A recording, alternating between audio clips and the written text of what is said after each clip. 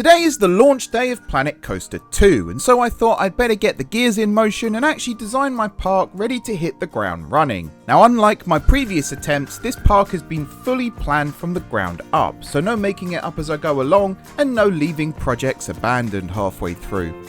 As a result of all of this planning, I'm pretty certain that I've now designed the best theme park in the world, but let's check it out and let you decide for yourself. Welcome to Global Ventures version 2, designed for Planet Coaster 2.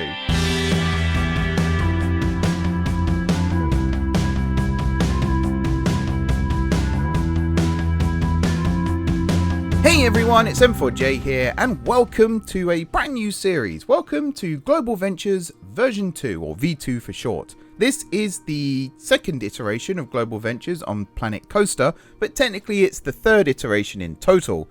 Originally, this park started life out on Rollercoaster Tycoon 3, also developed by Frontier, and has slowly grown, evolved, and developed into the park you'll see built in this series. Now, I should point out at this stage that all the footage you're seeing in the background here is from the original Planet Coaster, and in fact, this is the original Global Ventures. If you haven't checked out my park tour from earlier this week, I suggest you do so. The card will be appearing on screen now. It should also go without saying that all of the footage from Planet Coaster you'll see in this video is of course from the original, because I don't yet have access to the sequel. That will of course change as you are watching this video, and hopefully by the end of the week the first proper episode of this series will be out for you all to enjoy. Now, as many of you will know, I've had a lot of free time since the summer, so I thought I should design the perfect park ready to hit the ground running when Planet Coaster 2 releases. This involved going to the local craft store, buying a huge piece of A1 paper, borrowing some colouring pencils from my partner, and getting to work. Then, after many weeks of blood, sweat, tears and pencil sharpenings,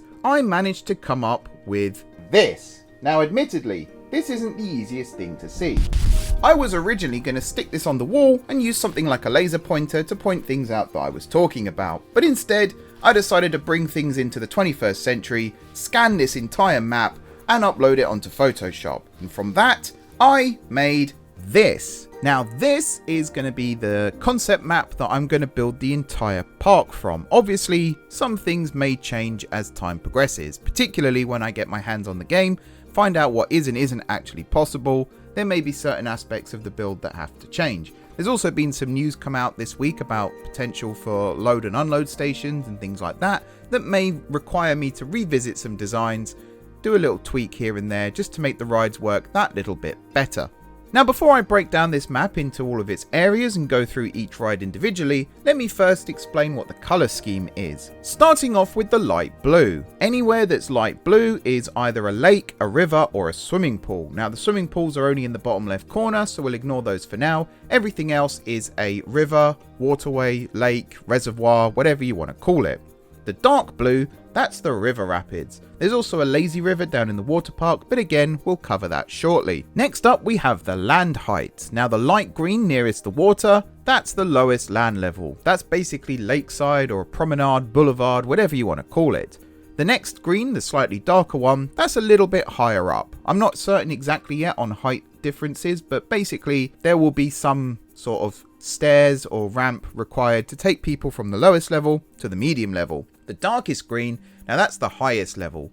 Now, as we all know, Global Ventures is part of the Somerset Hills Resort, so we needed some hills. Therefore, anywhere that's really dark green is where the land starts to slope a little bit more upwards, not quite mountainous, but certainly more than a small hill. The yellowy tan brown colour that goes around the entire park, that's the path network. Now, that's been carefully designed to aid in guest flow, with big plazas in some of the lands, as well as a funnel system from the entrance to lead guests out to the main areas. Finally, we have the rides and attractions. Now, the bright red, that's a roller coaster footprint. Once again, these may be subject to change, but I decided to give myself more space than perhaps needed, and then just fill the rest of the area with either pathways, scenery, or buildings. The slightly paler red, that is flat ride footprints. Again, might be subject to change, rides might be slightly bigger or smaller than I was expecting, and I kind of factored that in when I designed the park. The bright pink, that is a theatre. Now, theatres aren't actually in the game, so it would be more aesthetic than functional, but I thought I'd add those in anyway, just for a little bit of operational interest, shall we say. The black, that's for show buildings. Now, this could be for a flat ride based inside a building, a roller coaster that goes inside a building, or just a dark ride as you'd find at any of the Disney parks. For any guests that are hungry and looking for food, they can head to the purple spots on the map. Those are restaurants or eateries or just quick service booths. Most of them will be full sit-down restaurants with outdoor seating. Some will have indoor seating as well. It depends on the theme of the actual area. But overall, every single land has a restaurant of some kind.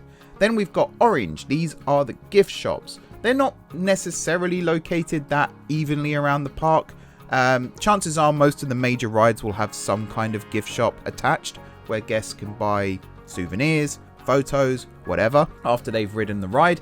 But for the most part, they are dotted around just to help generate a little bit of extra income. The lighter turquoise colour is for toilets and first aid. Now, at the moment, there are only 3 toilet blocks actually indicated on the map, but every gift shop and every restaurant will also have toilets inside just so that guests don't get caught unawares, on the opposite side of the park from where they need to be.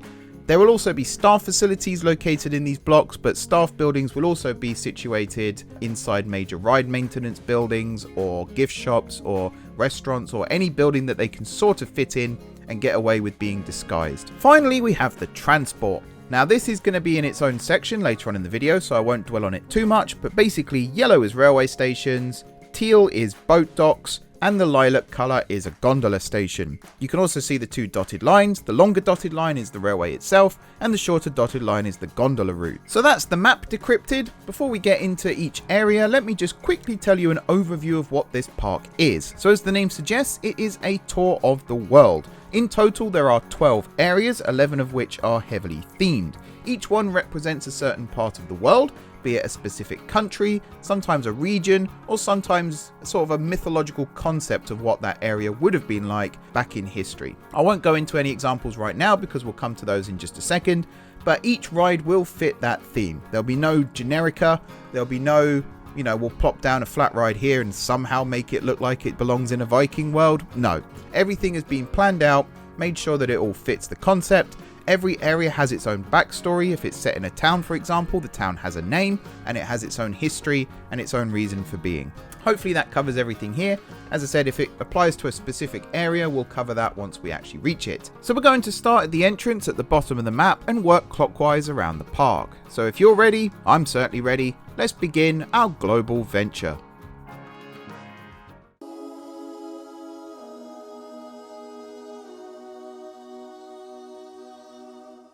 Starting off then with Plaza of the Globe. This is the entryway to the park, and even though I said there's no generica, this is actually the most generic themed area. There's no particular theme to it necessarily. There's no country that it's inspired by, there's no location that it's meant to replicate or anything like that. You can kind of consider this the Main Street USA of the park, but without the actual street. Guests will enter the park underneath the hotel, which is not actually shown on this map, but will be just off the bottom of the screen, before heading into the first little plaza area. Now, this area will be a little more intricate than what's shown on the map. I just drew something at the time just to get that bit done. But basically, it will have guest services, it will have little photo opportunities, all that sort of thing.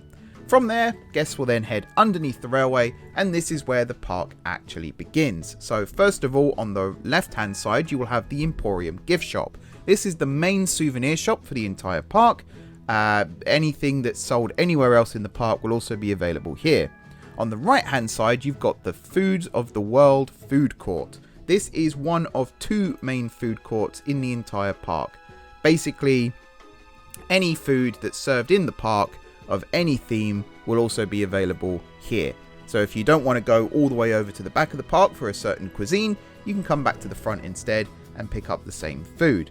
Right next to that is the toilets and the first aid, and behind both of those is the 7 Wonders of the World dark ride. Now, most parks don't have dark rides or any rides in their entryway, but I decided to build one here purely as the theme didn't really fit anywhere else, and it celebrates what the park is all about. So this will be an Omni-Mover style dark ride. It'll go through probably 8 or 9 different scenes. There'll be an introductory scene, then there'll be one scene for each wonder of the world, and then there'll be some sort of closing scene as well before guests head back to the loading area. It'll be slightly small scale, it won't take up too much space, and the facade outside will be some kind of globe or something that indicates that, it's part of the park, it's part of the theme, but it's not in any of the other areas of the park.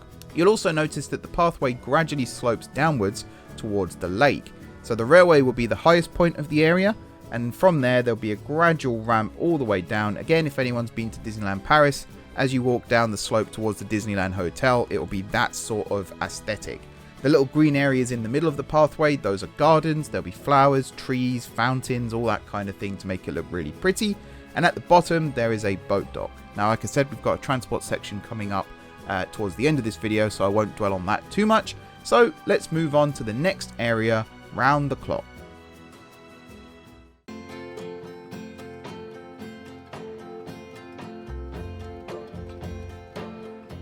Next up then is the Soul of the Amazon area. Now, as the name suggests, this celebrates the infamous river that flows through South America. Despite not being set in a specific country, this does draw more inspiration from Brazil than it does any other country that the Amazon flows through. The ride names, for example, are in Portuguese, and because it's the Amazon, you immediately think of Brazil. Now, the area is dominated by the Solimões River Rapids. Apologies if I'm pronouncing that incorrectly, but hopefully I've got it right.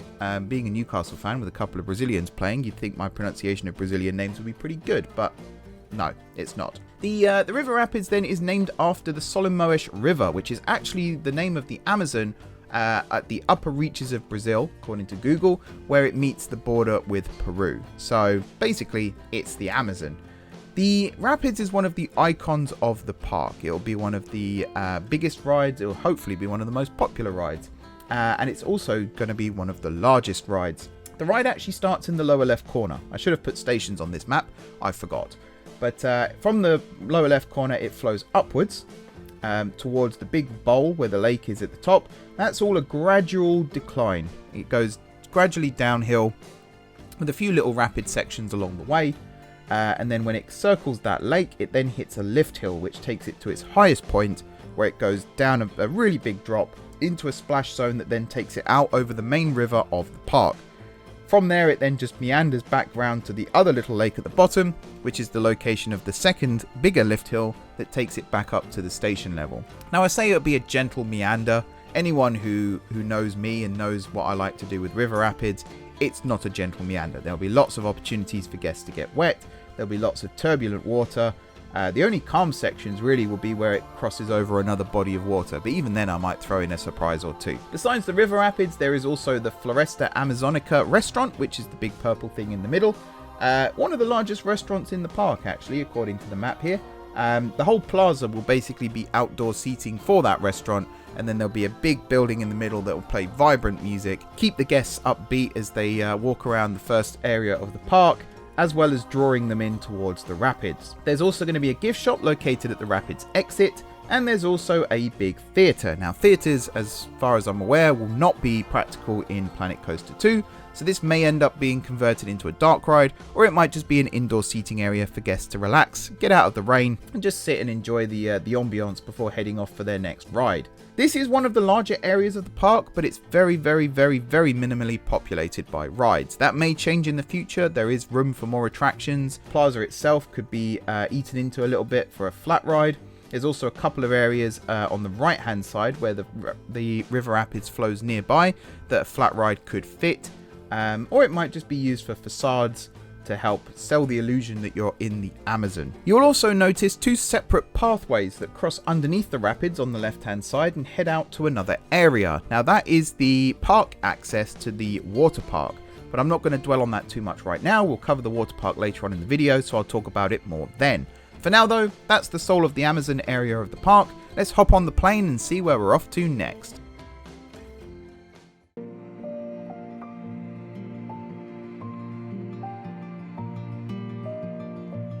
So from the Amazon to the Olympians. Odyssey of the Olympians is a Greek-themed area taking advantage of the new mythical pieces available in Planet Coaster 2.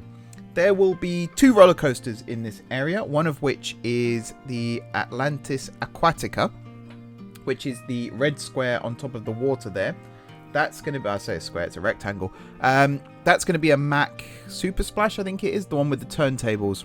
Funny enough, like Aquatica, I think it is, or Atlantica at Europa Park. But I promise you, this will be a completely different theme That was a complete coincidence that it turned out to be the same type of ride in the same area with the same theming. I promise, I genuinely was a coincidence. I completely forgot that ride existed when I was planning this out. The other ride is a bit more original. Duel for Olympia, Hades versus Zeus, is going to be one of the standout roller coasters of the entire park. It's going to be set around, or in and around, a giant Mount Olympus recreation. And it'll be probably a Mack launched coaster, a bit like Stardust Races at Epic Universe, but not the same elements and obviously not the same theme. So the ride will start at the base of the mountain.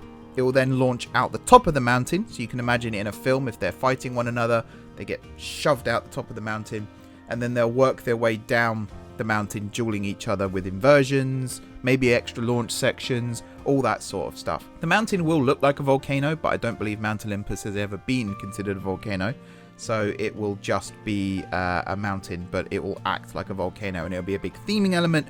Every time the coaster comes out the top, there'll be an explosion sound and dust flying everywhere and all that sort of thing. That will also be seen from the entrance to the park, and it'll probably be seen from everywhere around the side of the lake.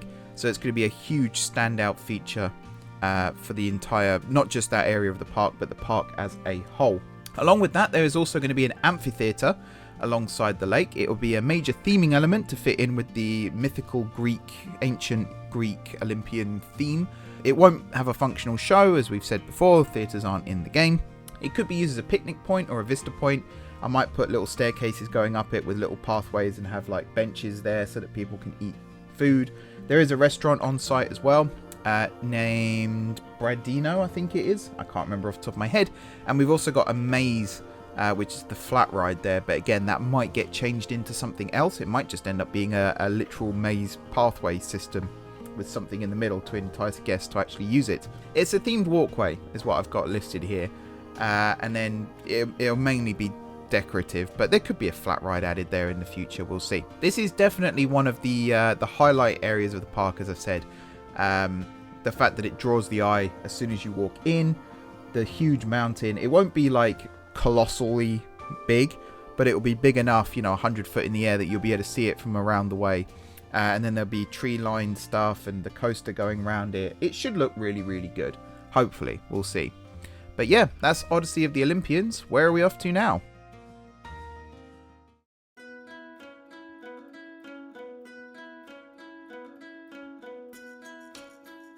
So we've had 2 new areas to Global Ventures compared to the original version, but now it's time to go back to one of the OG lands, Legend of the Frontier.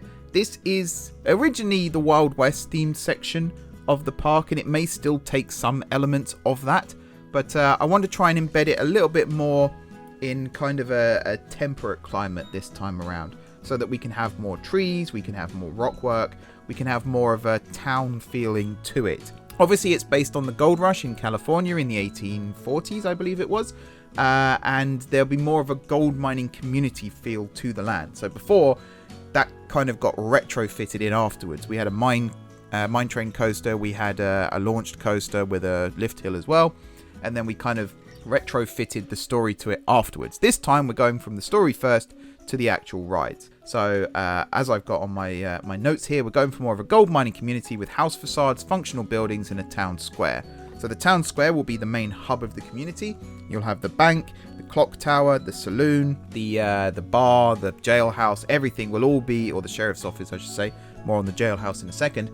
They'll all be situated around that square, and it'll give that proper community vibe. It'll also help separate it a little bit from Frontierland at the various Disney parks, where that's more of a stretched out kind of concept where things are a little bit further apart. This is everything was built on a main street kind of thing. There will be several rides in this section of the park. 2 roller coasters. First of all, we've got Manic Miner returning from the original Global Ventures, but with a new theme and a new style. It will also be better laid out this time. Previously, it was very, very stretched out. It was huge. It was by far the largest ride of the entire park. This time, it'll be a little more compact, a bit more like the Big Thunder Mountain style, where everything's sort of stacked on top of one another. There will still be various sections where it spreads its wings and flies a little bit more, but for the most part it will remain within the same area. Then we have Bandito, which originally was called Bandito Escape West. It's now just been shortened to Bandito. This will be, again, one of the sort of thrill coasters of the park. The clock tower on the town square will actually be the finale to Bandito. If you remember from the original version, you climb up the clock tower and you dive down into an old mine shaft. That concept will be returning for this. But just like with Manic Miner, the ride will be a little bit more compact and a little bit more within a small footprint. But just like with the original Bandito, we are going for the inversion record. So 16 was the number that we reached last time. This time I just want to hit 15, make it one more than the Smiler, and I think that will work a lot better. And having Manic Miner and Bandito circling the area as you're walking through and exploring, it just gives it that kinetic feel that you want in a theme park. You don't want everything behind fences and behind trees where you can't see it. You want to actually have things interacting with the pathways as you're walking around. We've also got Wagon Wheel returning from the original park, but this time it's actually going to be a functioning ride that's open. This will be a Ferris wheel, small style Ferris wheel, located in the center of the town square. If that can't happen for whatever reason, if the Ferris wheel is a little bit bigger than I'm expecting, then it will be situated off to one side, probably on the Manic Miner side, might even sit just behind the railway station. We've also got Mine Shaft, which is going to be a drop tower of some sort, but not a proper conventional drop tower, for reasons that you'll see in just a moment. We've also then got the old jailhouse. That is the big dark ride to the bottom there of the Legend of the Frontier area. Now this was originally, in the original Global Ventures, a shooting dark ride. It never got built, but that was the concept. This time around, I don't think shooting dark rides are in the game, so that idea is scrapped. This time it's going to be a trackless style dark ride that's just going to go through various scenes. It's going to be kind of a Haunted Mansion style thing, but set in an old abandoned haunted jailhouse that does still occasionally have the odd visitor. The idea there is to try and keep it family friendly, but also have a bit of a thrilling element, so it's not just the roller coasters that scare the life out of you, but the dark rides might do as well. We've also then got the old steakhouse, I think it is, or the legendary steakhouse restaurant, which is just at the top there of the town square. And also Bandito has its own little dark ride sections as well. The clock tower is one of them. The station will also have its own little thing at the start, which fits in with the story of you're part of a gang of robbers robbing the bank. Simple as that, basically. It's been dug out of the mines where Manic Miner is, transported over to the bank where it's being stored, and yeah, once gold's out of the mines, anyone wants to have it. So could you steal the gold? There's only one way to find out, and that's to ride Bandito. So that's the Legend of the Frontier done. We're going from the Wild West to something a little more futuristic now.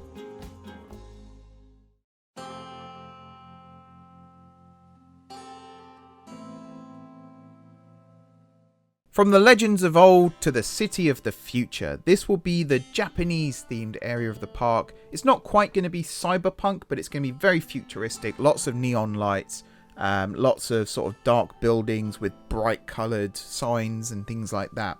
You'll also notice it's got a grid shape on the map with the pathway. That is by design. The idea being to create sort of a city block feel to it, and also make it more compact than the previous version of the area, just to try and get that dense city vibe to it. You may remember the original Global Ventures, it was a lot more drawn out. The streets were a lot bigger. It was kind of like a long, thin themed area, whereas this time it's going to be a bit more blocky, a bit more square. It should hopefully work really, really well. Once again, we have two coasters in this area. The first is Crazy Taxi. That's the red box in the middle. That's going to be your typical Wild Mouse, but with a twist. If you watched my park tour of the original Global Ventures, you already know what that twist is. This version of the coaster, though, is going to be a little bit taller, a little bit faster, and a little bit crazier. Having watched the POV of the last one, it felt very slow in places, particularly the slalom section at the start. Whereas I want it to be a lot more wild and out of control this time, and modern coaster technology allows for that. So we're going to have a lot more outer bank turns, we're going to have sudden drops, and then of course the surprise element smack bang in the middle. Then we have Shinkansen. Now this is, again, a standout ride for the park. Probably the fastest coaster in the park, but not the tallest. So originally this was going to be a strata coaster, an intimate accelerator reaching great heights and greater speeds. However, with the design of the park being the way it is, there's not really much room for a huge tower for a strata coaster. So instead, we're going to incorporate Shinkansen into the area a little bit more. It's going to be themed to the bullet train, the infamous bullet train of Japan. And because of that, it's going to run on viaducts above some of the streets.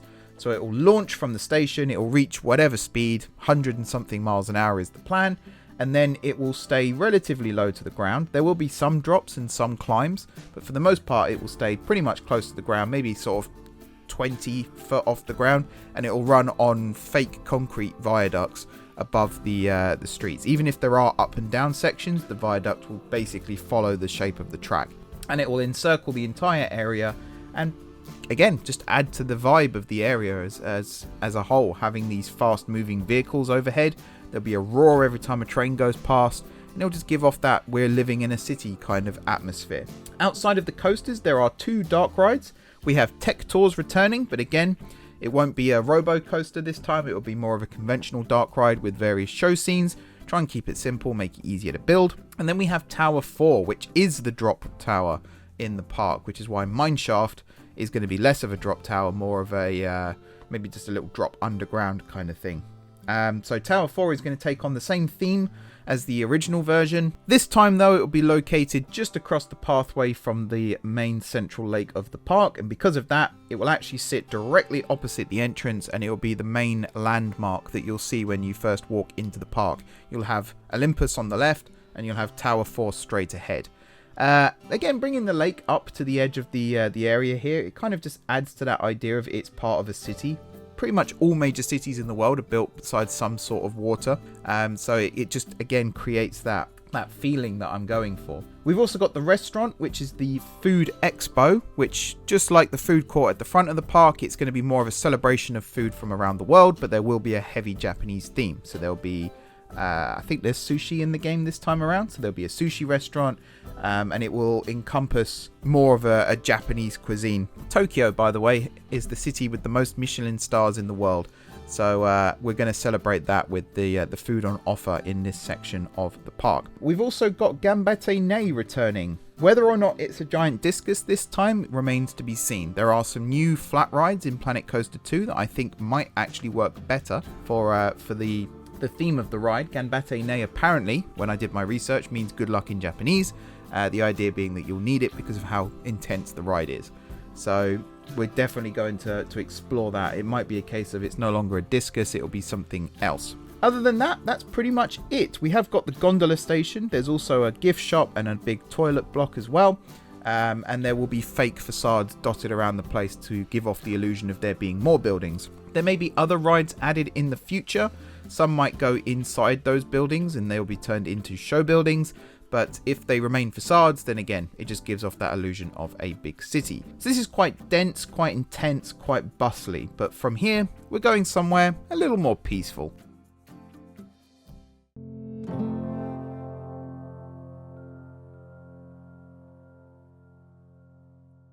Now, I believe every good theme park should have a nice quiet area to relax and unwind from the hustle and bustle of the rest of the park, and Kingdom of the Dragon serves that purpose in Global Ventures. Technically, this was meant to be part of the original park back on Planet Coaster, but it was never actually built. Again, if you watch the park tour, between Heart of the Forest and Peak of the Rockies was supposed to be the Kingdom of the Dragon, but it was never built, unfortunately. But this time around, we're going to do it, and we're going to do it right. Despite the quiet atmosphere, there are going to be 2 roller coasters here, one of which is Goldcrest, which will be a B&M flying coaster that will basically make the illusion that you're on the back of a dragon, or you're flying underneath a dragon in this case, around the area, but it will use sound muffling and sound barriers and things, natural sound barriers like trees, to help hide the classic B&M roar from the main plaza of this area.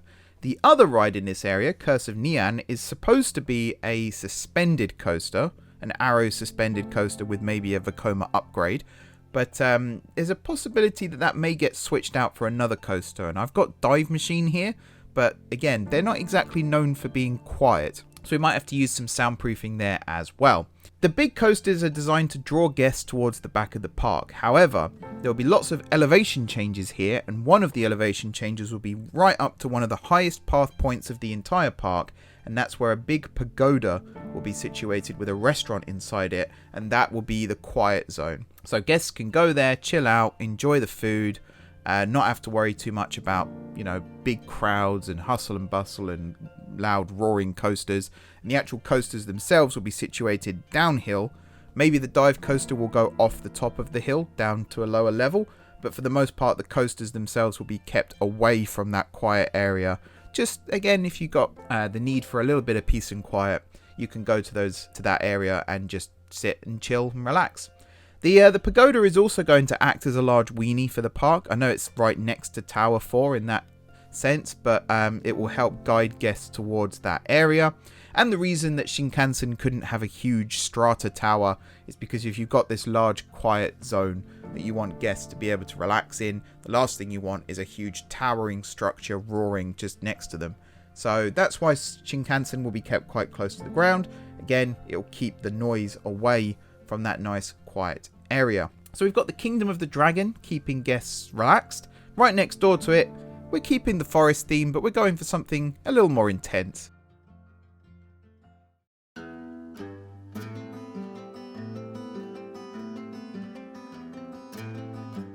Heart of the Forest will always hold a special place in my heart because it was the very first area I came up with for the original Global Ventures on Rollercoaster Tycoon 3. It also saw a return in Planet Coaster 1, but this time around it's going to be massively upgraded to finally fit the theme of what I was originally going for.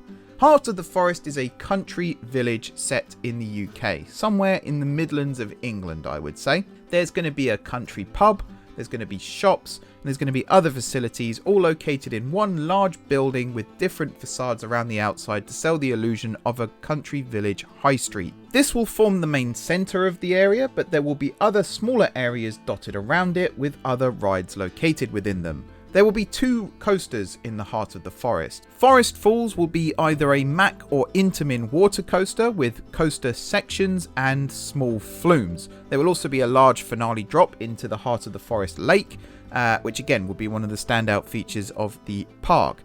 There will also be some interaction between Forest Falls and the other coaster, Wildwood. Now, the original Wildwood in Planet Coaster 1 was a terrain coaster that was basically a momentum builder. It started off with some small meandering drops and then eventually turned into a huge dive down the side of the hill. We're going to go for that theme again, but this time we're going to try and do it a little more like Boulder Dash over in the States.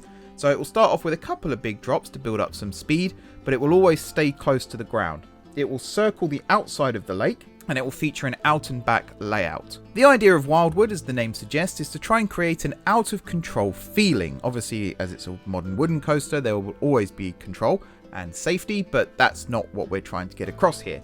The ride will start off with a big climb up the side of the hill, and then will gradually work its way down the hill, building up more and more speed with a couple of surprise elements along the way. The coaster itself will be situated slightly further back from the rest of the area, hence it circling the lake. The idea being that you can't really see all of the coaster from the plaza. It sells that mysterious illusion that I'm going for, and also helps with noise control and things, particularly when you've got Kingdom of the Dragon right next door. You want your noise generators to be as far away from that area as possible. There's actually a third coaster in Heart of the Forest that was not in the original version in Planet Coaster 1, but with some of the features coming to Planet Coaster 2, I thought it was a good time to dust off an old concept that was actually in the original version of the area in Rollercoaster Tycoon 3.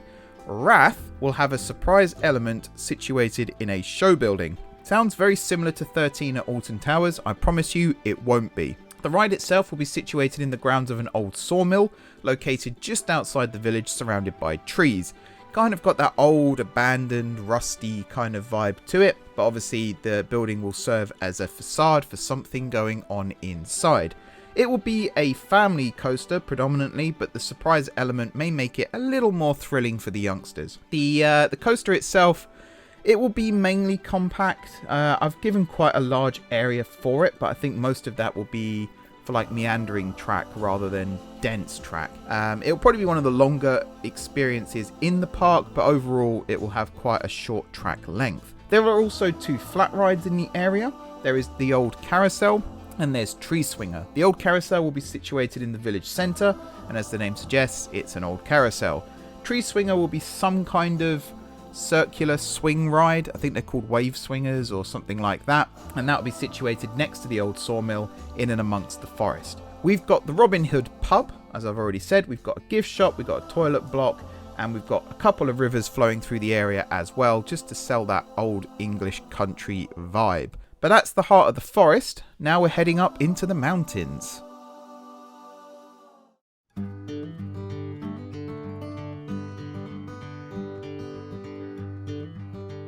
Peak of the Rockies is one of the more contained areas of the park. However, it will be home to one of the top 3 coasters of the park. Rocky Mountaineer is definitely a play on words, as it's going to be a Rocky Mountain construction coaster that contains a fly-through of both the station and the restaurant that will be located beneath. This could be a potential record breaker. How that's going to be, I don't yet know. It might be steepest drop, it might be tallest drop, it might be most inversions on a hybrid coaster. We'll find out when it gets built. Next to Rocky Mountaineer is the Lumberjack River. Now this is your traditional log flume, no bells or whistles I've got written here. There may be a couple of surprises along the way, but the story of the ride is very simple. You start off at the top of the hill, you get on board the boat, you go down the hill. You're basically following the journey of a log that's just been cut from a tree. That's it. Simple as that. The Lewis and Clark restaurant will be located underneath Rocky Mountaineer's station and will be part of the fly-through, as I've already said.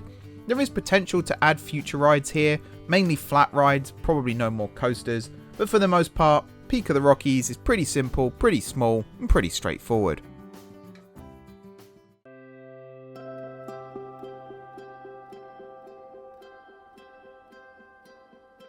From one of the smallest areas of the park to undoubtedly the largest, Valley of the Nile is going to be huge. A sprawling area themed to sort of ancient and also modern Egypt, with the river flowing through the middle meant to represent the Nile, a huge plaza, 3 roller coasters, a dark ride, a railway station, a boat dock, a big restaurant, and potential to grow even further. And what makes this area especially unique is the whole thing will be contained within a giant building. Those of you familiar will know that in Planet Zoo, I built a zoo called Wild Realms, which is part of the Somerset International Resort that Global Ventures also belongs to. In the canonical backstory of Somerset Hills, Global Ventures and Wild Realms are built right next to each other. This means that the Savannah Plains exhibit in the African section of Wild Realms is right next to the Valley of the Nile section in Global Ventures. Considering some of the coasters that are planned for the Valley of the Nile therefore, it made more sense to build everything inside a building to stop the animals getting distressed from the noise. Now the building itself will have many different entrances, but the main facade will be a giant pyramid. Just like Tower 4, the giant pagoda in Mount Olympus, this will act as a weenie for the park. From the entrance, you can look across and you can see the giant pyramid. This pyramid will also help raise the roof height for 2 of the coasters that are going to be in this section of the park, but we'll talk about those in just a second.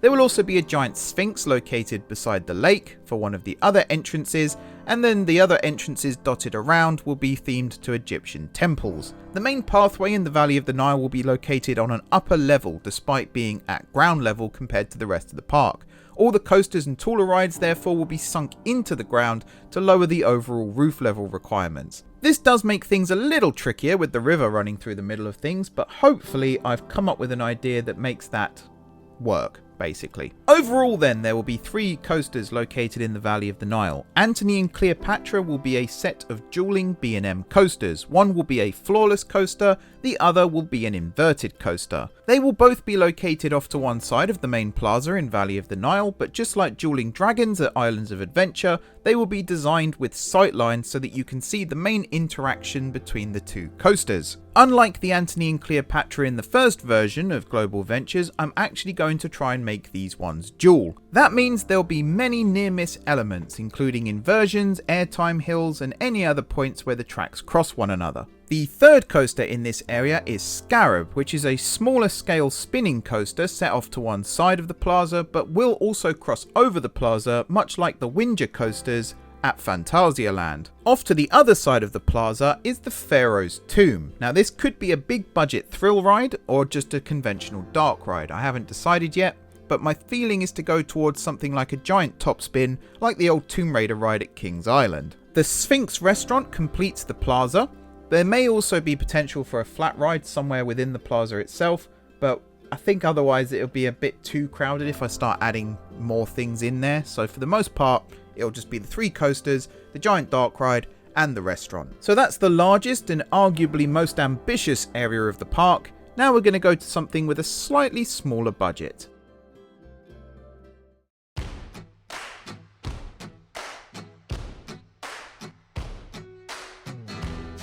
Now I say the budget is a little bit smaller for this area, but it's actually still pretty big when you think about it. Voyage of the Vikings is actually a retrofit from an original concept I had from Rollercoaster Tycoon 3. Originally called Chill of the North, this would have been an Arctic themed area, but with the Viking scenery pieces coming in Planet Coaster 2, I decided to give things a bit more of a Scandinavian twist. At the time of recording, this area of the park consists of 2 roller coasters, but that may change to a single coaster and a flat ride in the future. Despite the small scale of the Voyage of the Vikings, this area of the park is actually home to one of the more immersive roller coasters. Loch Lanark Expedition begins with a dark ride section that tells the history of the Vikings, before leading into a moderately thrilling launch that then goes outside into the main coaster section. The other coaster in this section of the park is currently envisaged as a bobsleigh coaster, but as I said earlier, this may change into a flat ride or maybe even just a large plaza for guests to enjoy. This area of the park does feel a little unfleshed right now, but over time I will come up with some more concepts, including more rides, shops, maybe an extra restaurant, and just something to give it a little bit more of a feel to it. As it was the last area of the park to be thought up, I definitely feel like it justifies having a little more care and attention put into it before it's actually placed in the park. So after battling the cold in Scandinavia, we're heading to somewhere a little warmer, down in Australia.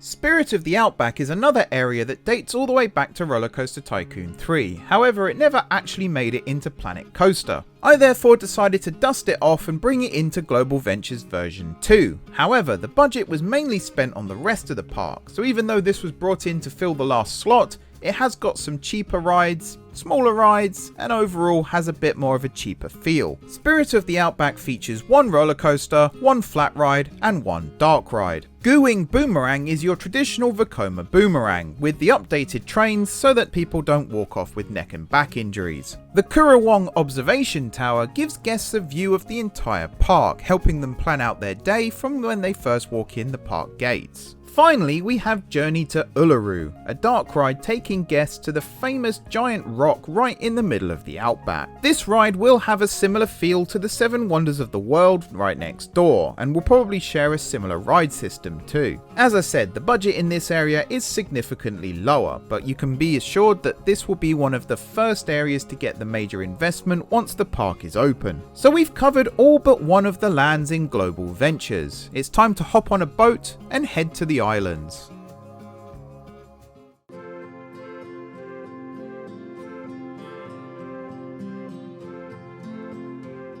Vibes of the Islands brings the Caribbean atmosphere to Global Ventures. This is the family area designed for the younger crowds, sitting right in the heart of the park. You can see the 3 main islands sat in the middle of the lake. Despite the central location, these islands will only be accessed from the sides and the back of the park. This forces guests to walk all the way around to get to that area or take the boat, which we'll talk about in a moment. On the concept map here, I've only given Vibes of the Islands 1 ride. There is a reason for that, I'll get onto that in a second. This ride is Fortress Raider, which is the coaster brought over from the original Global Ventures but with an all-new design. Starting on the main island, Fortress Raider circles the entire area, crossing over to the other 2 islands via both bridges and tunnels.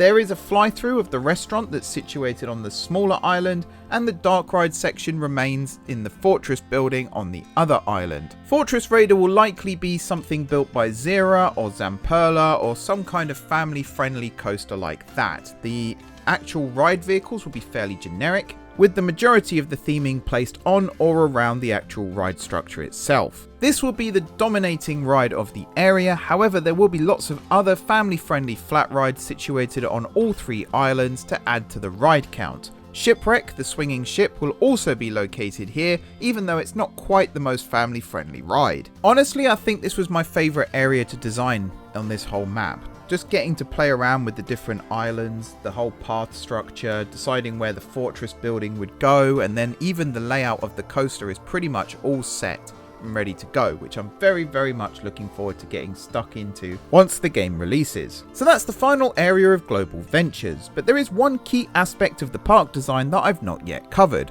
There are lots and lots of pathways, meaning a lot of walking for our poor old guests. So for those who can't walk or don't want to, what's the best way to get around?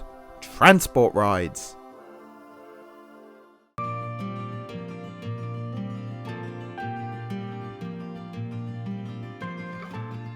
There are 3 main ways to get around Global Ventures for those who don't wish to walk. First of all, there's the railway. This has 4 stations, 1 at the Plaza, 1 in Legend of the Frontier, 1 in Heart of the Forest, and 1 in Valley of the Nile. The train travels in a clockwise direction around the park, and unlike the Disney parks, I've designed the railway to actually integrate into the park itself. This means the railway doesn't actually run on a berm on the outside of the park, instead it interacts, crosses over, crosses under, and even runs through areas of the park. That includes going through tunnels underneath the rapids, crossing over the top of Manic Miner, running across the back of Shinkansen, and then finally crossing into the Big Pyramid and running right next to the River Nile. Speaking of the river, another really good way to get around the park is by boat. There are 5 docks situated in Global Ventures, 1 at the Plaza, 1 just outside Valley of the Nile, 1 right next to Peak of the Rockies, 1 between Kingdom of the Dragon and City of the Future, and 1 right in the middle of Odyssey of the Olympians. Unlike the railway, the boat will run in an anti-clockwise direction, allowing guests to travel to the right-hand side of the park without having to go all the way round on the train. The dock placements have also been chosen to allow guests to access multiple areas of the park from a single dock. The final way to transport yourself around the park is via the gondola. This connects the Plaza to the City of the Future directly. The gondola is the best way to get to the more extreme rides at the back of the park before the rest of the crowds arrive. The gondola route itself has been designed to cross over as much water as possible, therefore not crossing over other lands and ruining the immersion. Unlike the railway and the boat, it's a lot harder to integrate the gondola into the main theme of the park. Therefore, running it directly from the Plaza to the City of the Future was seen as the best way. At the time of recording, there are no plans to add any other forms of transport to the park. This may change in the future, and certain areas of the park might get their own little transport around that area, but otherwise no other transport links will be added. So we've covered all the areas planned for the first phase of Global Ventures, and we've just talked about the transport that will take guests to and from them. Are there any expansion plans though? Well, maybe.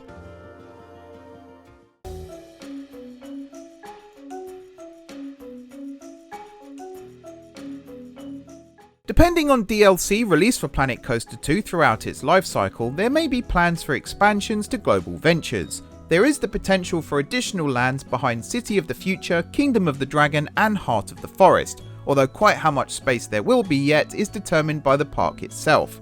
If the map size is big enough, extra lands will be possible, although these will probably consist on just a handful of attractions, maybe 1 or 2 at most. All expansion lands will contain restaurants, as well as the possibility of souvenir shops so that guests can buy mementos to take home with them. I would like one of the expansion lands to have at least one major standout attraction, but again, this is dependent on DLC and space available. So that's the expansions covered. What's the format and the schedule going to be for the Global Ventures series?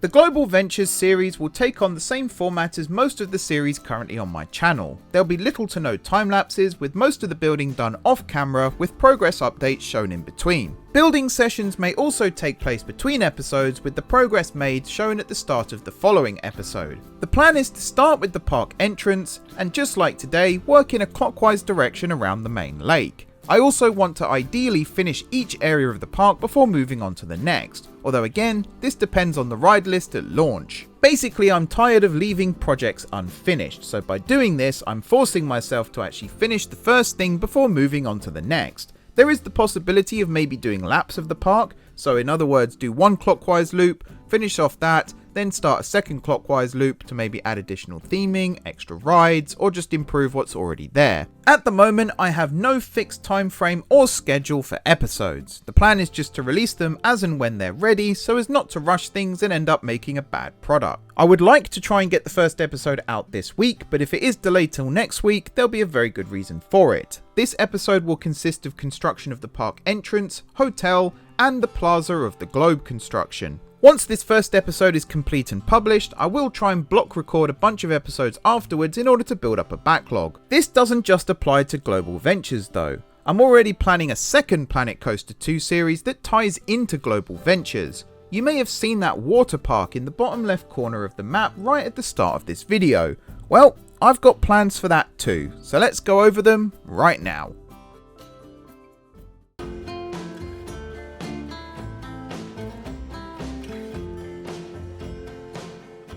What looks like a small water park in the bottom left corner of the map is actually just part of a bigger water park that's off screen. This is Ultimate Splashdown, the third park in the Somerset Hills Resort. The majority of this park is situated to the left of the entrance to Global Ventures, with just this small section appearing on this map just to remind myself that it's there. As you can see, the two parks are in fact linked, with the two pathways coming out of Soul of the Amazon connecting to both the wave pool and slide pools from the top of the water park. Ultimate Splashdown will be built on the same map as Global Ventures, but as its own series on YouTube. This will be a total standalone series, with no links to Global Ventures whatsoever apart from the occasional appearance of the park in the background. The park itself has no real theme right now, although I'm leaning more towards the Tiki theme, but it seems like everyone is doing that on Planet Coaster 2 right now, so maybe I'll do something different instead. Right now, the only confirmed attractions are the wave pool and the lazy river. Everything else, slides, restaurants, gift shops, all that will be confirmed once the series actually begins. Just like with Global Ventures, there's no planned schedule or time frame on episodes for this series. What I will say is it's likely that the series won't kick off properly until the Soul of the Amazon section of Global Ventures is complete.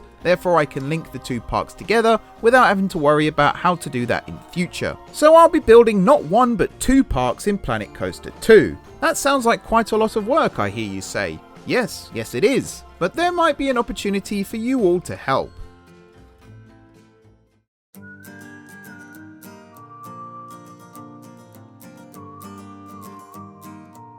Patreon supporters and YouTube members will have the opportunity to help me construct both Global Ventures and Ultimate Splashdown. This will be using the new collaboration feature as part of Planet Coaster 2. Now, there will be some restrictions to this. I don't know for sure yet how many players will be allowed to collaborate on a single file, so the opportunity may be limited to a first come first served basis. Either that, or collaborators will rotate on a week-by-week basis. Collaborations will also be restricted to theming and decorating dark rides to start with. There may be potential to help with building and theming rides in the future, but for now, I just want to keep things simple. If this interests you at all, the links to my Patreon and YouTube membership can be found in the description below.